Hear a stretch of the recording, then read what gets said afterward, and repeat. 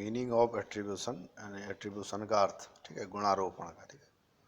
तो attribution is the process by which individuals explain the causes of behavior, events and outcomes.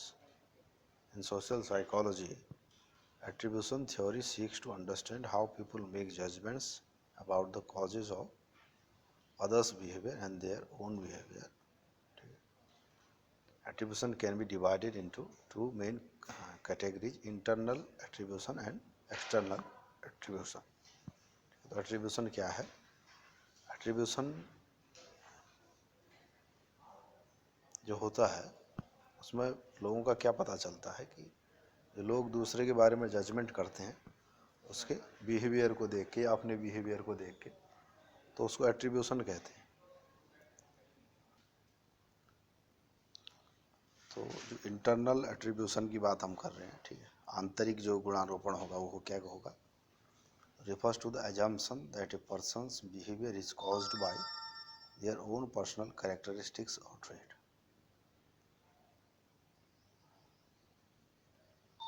कि जो है व्यक्ति का बिहेवियर उसके पर्सनल विशेषताओं के आधार पर निर्धारित हुआ है, ये इंटरनल एट्रीब्यूशन का एजम्पशन है।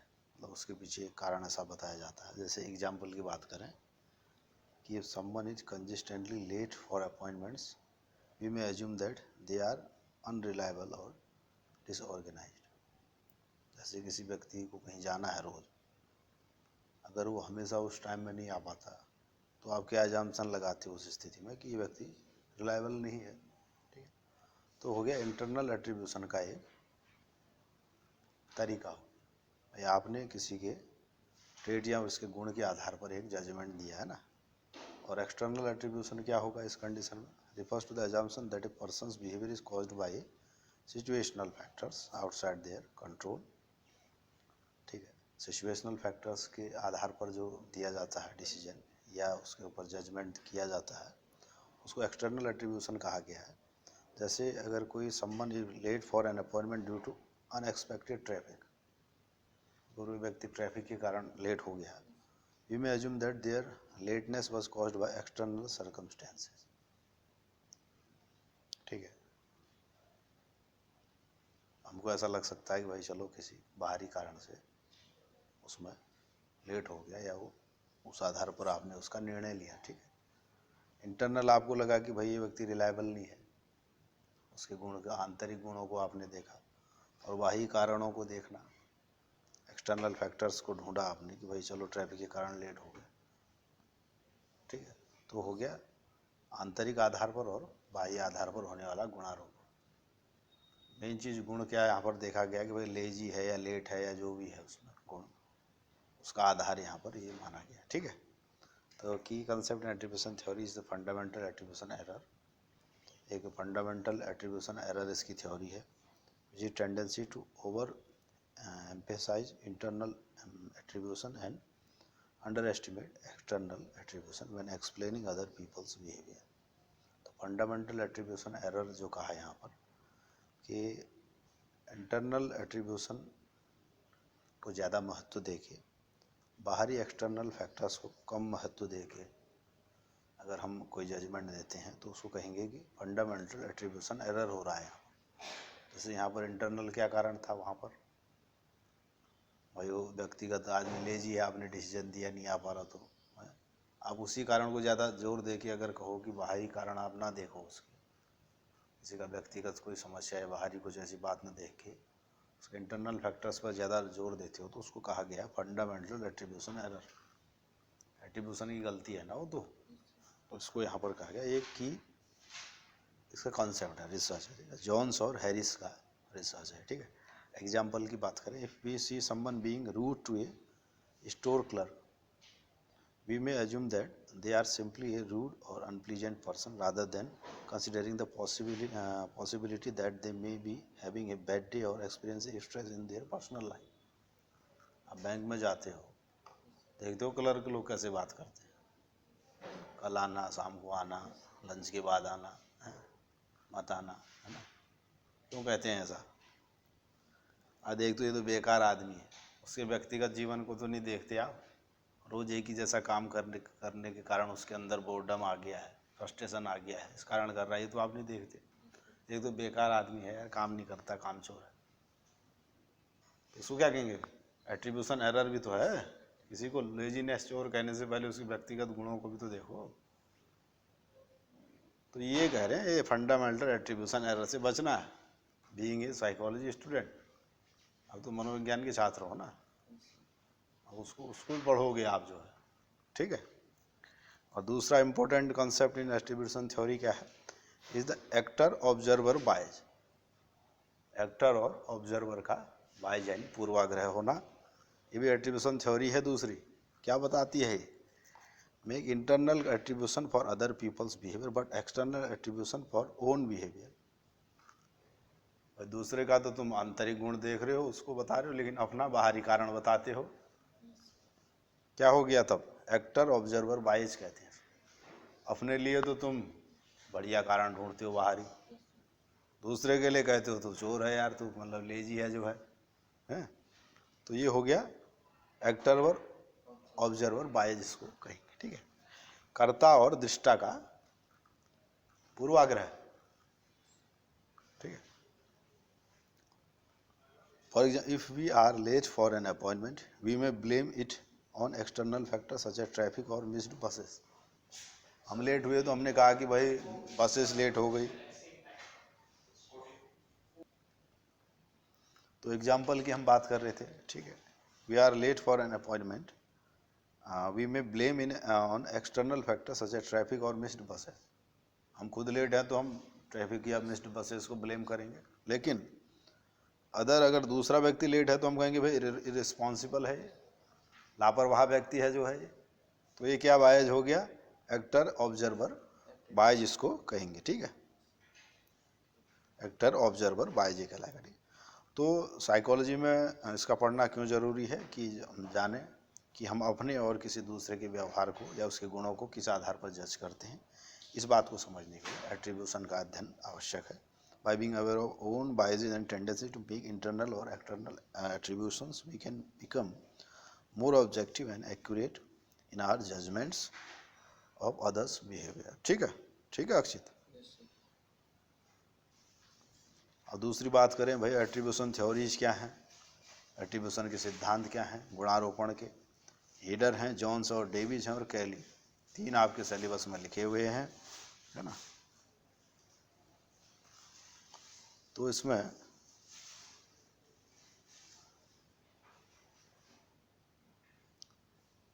हीडर्स की एट्रीब्यूशन थ्योरी क्या है, जरा इसकी बात कर लें। तो हीडर्स की जो एट्रीब्यूशन थ्योरी है, proposed by Fritz heater in 1958, suggested that individuals make sense of others' behavior by attributing cause of their actions either in terms of internal dispositions, personal characteristics or trait, और external circumstances। जैसे अगर कोई व्यक्ति किसी test में fail हो जाता है, according to Heider's attribution theory, we may attribute it to internal disposition such as lack of intelligence or effort, or to external such as difficult exam or restrictions in the environment। तो उसका क्या मतलब हुआ? Sense of others behaviour attribute cause of their actions इधर in terms of internal disposition और external. तो Heider साहब कहते हैं हम एट्रीब्यूशन इसलिए करते हैं या इस आधार पर करते हैं, कारण के आधार, कारण की इन्होंने बात, या तो हम कहेंगे भी आंतरिक कारण इसमें रहा कुछ और बाह्य कारण इसमें रहा। तो हीडर साहब की जो एट्रीब्यूशन थ्योरी है, इसमें मेन बात ये निकल के आई, कारण को इन्होंने माना, या तो आंतरिक कारण होगा, भाई इंटेलिजेंस कम था उसमें, या कहोगे भाई एग्ज़ाम बहुत ज़्यादा था, तो कड़ा था जो, इसलिए वो आदमी फेल हो गया एग्ज़ाम में, ठीक है। तो उस कारण को, आंतरिक या बाह्य कारण को आपने ढूंढा वहाँ पर। तो कह रहे हैं, हीडर कह रहे हैं कि इस आधार पर हम जज करते हैं दूसरे के व्यवहार को या उसके गुणों को। तो header propose that individual engage in a process of naive psychology in which they make inferences about others' behavior based on their observation and explanation of cause and effect। cause and effect की इन्होंने बात की, कारण ये रहा इसलिए ये परिणाम रहा, ये इनके सिद्धांत का मूल आधार है, कारण और परिणाम, ठीक है।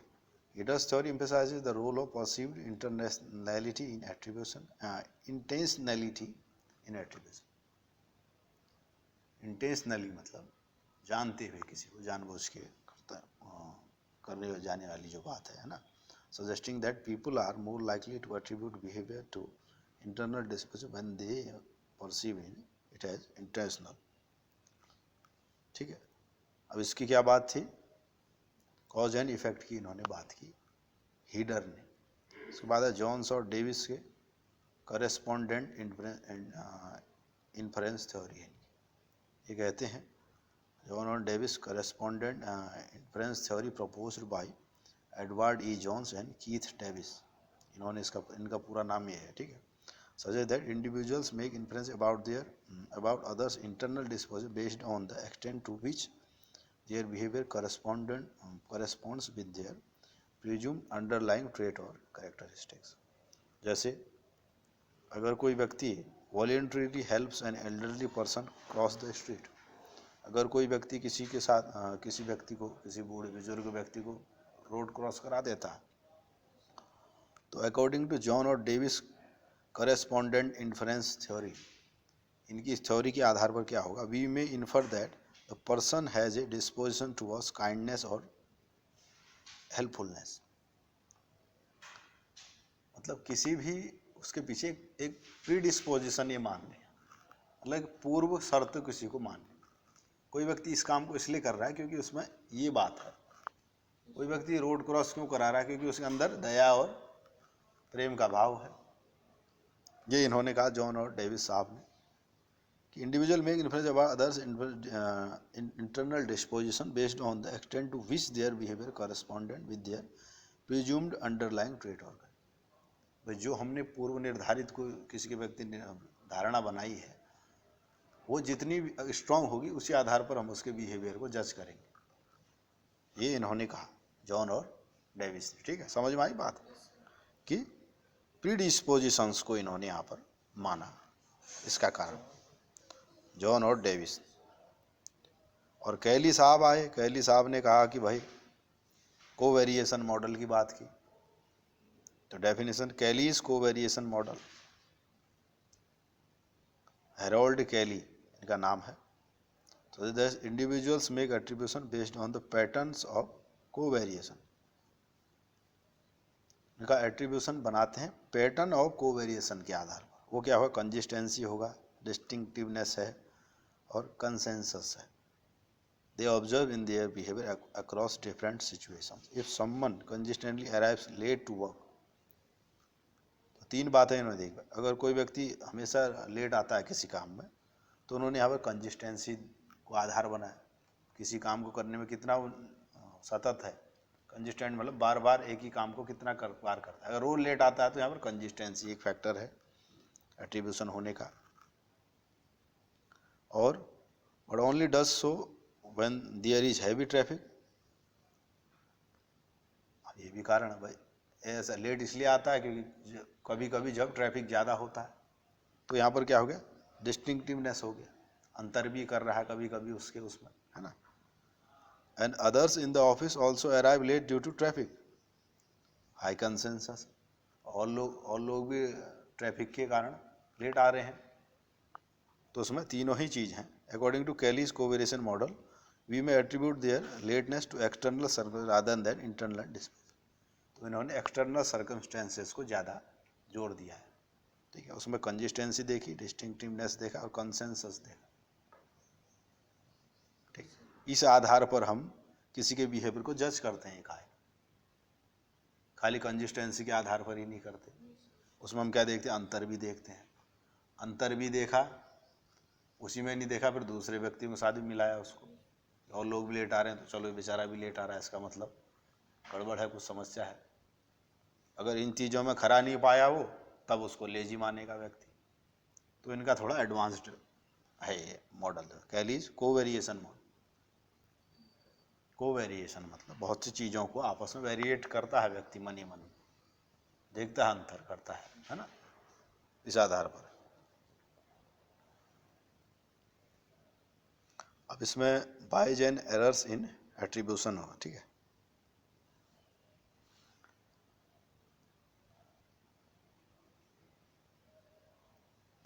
गुणारोपण में त्रुटियां और पूर्वाग्रह होते हैं। हमेशा जो गुणारोपण होता है सही नहीं होता, क्योंकि ये हमारा व्यक्तिगत ऑब्जर्वेशन है ना, तो गलत भी हो सकता है। तो उस गलत होने के पीछे क्या कारण होते हैं उसकी बात है, ठीक है। Attribution theory suggest that human tend to make attribution based on a variety of factors such a internal characteristics, personality trait के आधार पर हम जजमेंट करते हैं। एक्सटर्नल सिचुएशन की जो हमने बात की उसके आधार पर सिचुएशनल कंटेक्स्ट की हम बात करते हैं। हीडर, जो डेविस, कैली, इन्होंने जो बात की है ना। Research has shown that there are several biases and errors that can influence the accuracy of attribution. तो यहाँ पर कई ऐसी बातें हैं जो हमारे एट्रीब्यूशन को प्रभावित कर सकती हैं, ठीक है। तो one common bias in attribution is the fundamental attribution error. पहला क्या है इसमें? फंडामेंटल एट्रीब्यूशन एरर इसमें पहला है, ठीक है। Which refers to the tendency to over emphasise dispositional internal factors and under estimate situational factors when explaining the behaviour of others. अब मैंने बात की थी ना, फंडामेंटल एरर हो जाता है। क्या करते हैं, इंटरनल फैक्टर को न देखते हुए जब बाहरी फैक्टर्स को ज़्यादा महत्व देते हैं तो उसको कहते हैं फंडामेंटल एट्रीब्यूशन एरर कहते हैं। पहले हमने क्या कहा था? नहीं, उससे पहले बताया था ना एरर होता है। तो someone fails in a test we may attribute it to their lack of intelligence, हमने कहा था ना। हम कहे भाई बुद्धि इसकी कम है अगर फेल हो रहा है तो, जबकि ये नहीं देखेंगे कि भाई एग्ज़ाम उसका डिफ़िकल्ट था या एग्ज़ाम के टाइम में उसका डिस्ट्रैक्शन था, कोई और कारण थे, ये नहीं देख के हमने उसके व्यक्तिगत कारणों को देखा, तो उसे कहेंगे फंडामेंटल एट्रीब्यूशन एरर। मूलभूत गुणारोपण संबंधी त्रुटियां जो हैं उसमें, ठीक है। तो another bias in the is actor observer bias, हमने कहा था। दोनों बातें हम पहले कर चुके हैं डिस्कस, ठीक है। अब उसी को थोड़ा सा और रिवाइज कर रहे हैं। एक्टर ऑब्जर्वर बाइज, खुद करो तो आदमी इंटरनल फैक्टर देख रहा है और दूसरा करे तो एक्सटर्नल फैक्टर देख रहा है उसी काम को, तो वो क्या बायज हो गया? एक्टर ऑब्जर्वर बायज हो गया। ऐसे if you trip and fall we may attribute it to the uneven surface situational, while if someone else trips and falls we may attribute it to their clumsiness। कोई व्यक्ति कहीं कोई काम को नहीं कर पा रहा, तुम कह रहे हो भाई नाच न जाने तो आंगन टेढ़ा है ना, तो कह रहे हो कि भाई ये तो यही खराब है, मैं तो ठीक ही हूँ। दूसरे कह रहे हो भाई इसको ही नहीं आता, ये बेकार है। तो अपने लिए आप सिचुएशनल फैक्टर्स की बात करते हो, लेकिन दूसरे के लिए उसके इंटरनल फैक्टर्स की बात करते हो, तो उसको कहते हैं एक्टर ऑब्जर्वर बायस। समझ रहे हो कि नहीं बात को? तो there are also self serving biases, self serving biases भी हैं साहब यहाँ पर। क्या क्या है? Which involves attributions that serves to protect our self esteem. अपने आत्मसम्मान को बचाने के लिए भी हम एट्रीब्यूशन करते हैं कभी कभी, ठीक है। सेल्फ एस्टीम की रक्षा के लिए भी हम गुणारोपण करते हैं। वो कैसे होता है? Self serving bias can lead us to attribute our success to our own abilities internal while attributing our failures to external factors such as bad luck। Success हो गया तो तुम कहोगे कि भाई मेरी क्षमता में था, मैं सक्सेस हो गया। घमंडी लोग क्या करते हैं, ऐसा ही तो करते हैं। सक्सेस हो गए तो फेल हो गए तो मेरा भाग्य थोड़ा गड़बड़ चल रहा है, नहीं तो मैं तो क्या क्या कर देता, जो है ना। क्या है ये? Self serving bias. अपने सेल्फ एस्टीम की रक्षा करने के लिए आदमी क्या करता है? इस प्रकार का गुणारोपण करता है, ठीक है। अब तुम साइकोलॉजी के स्टूडेंट हो, अब तो तुम जान लोगे जो है कौन व्यक्ति ऐसा क्यों कर रहा है, जान पाओगे कि नहीं? अब तो तुम सब जान लोगे ना। These biases and errors in attribution can have important implications for social interaction and in relationships. They can lead to misunderstanding, misjudgments and conflicts। गलत एट्रीब्यूशन से क्या हो सकता है? गड़बड़ियाँ हो सकती हैं। क्या क्या हो सकती हैं? मिसअंडरस्टैंडिंग्स हो सकती हैं, मतभेद हो सकते हैं, समझ में कमी हो सकती है, जजमेंट्स का गलत हो सकते हैं। किसी के बारे में गलत जजमेंट करोगे, गलत एट्रीब्यूशन करोगे, जजमेंट भी गलत करोगे, फिर क्या होगा? अंतर्द्वंद होगा, तनाव हो सकता है ना। तो being aware of these biases and errors can help individuals to make more accurate attribution and improve their social interaction. तो सोशल साइकोलॉजी में एक बहुत बड़ा कॉन्सेप्ट है, ठीक है। क्या है? एट्रीब्यूशन का, ठीक है। अब तो नेक्स्ट में बात करेंगे एटीट्यूड की। अभिवृत्ति या मनोवृत्ति क्या होता है, उसकी मीनिंग क्या है, उसके विशेषताएं क्या होती हैं इसकी बात करेंगे, ठीक है।